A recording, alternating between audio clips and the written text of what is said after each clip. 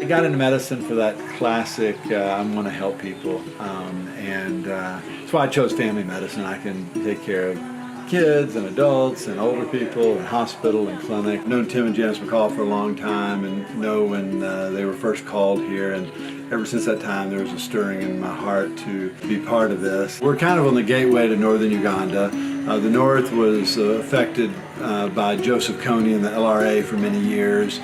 This area of the country is a little more poor, a little more needy, not as much access to care, not as much access to travel and transportation. So we serve a real vital role here. A lot of people can't travel to Gulu or can't travel to Lira or can't travel to Kampala, so they really need a good hospital. We deal a lot with malaria. Second would just be infections, pneumonia, skin infections. And probably the third biggest area that we deal with is maternal fetal medicines. We're limited, there are a little less medicines, less labs, so you kind of rely on the things you were taught in medical school of, history and physical exam and clinical diagnosis. The staff is great.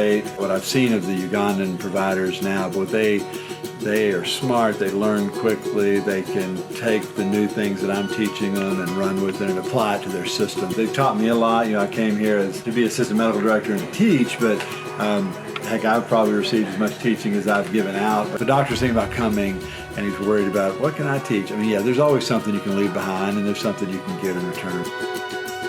I hope RG becomes a regional center of excellence where we can train doctors, train nurses, do excellent care, bring in specialists from the U.S. for things that maybe nowhere in Uganda that can be done. We can bring in pediatric surgeons, bring in neurosurgeons, ENTs. Like any startup, there's a lot of capital expenditures on the front end before you can start collecting and getting government programs. We really need the help financially. We need equipment, but we need a lot of Ugandan equipment.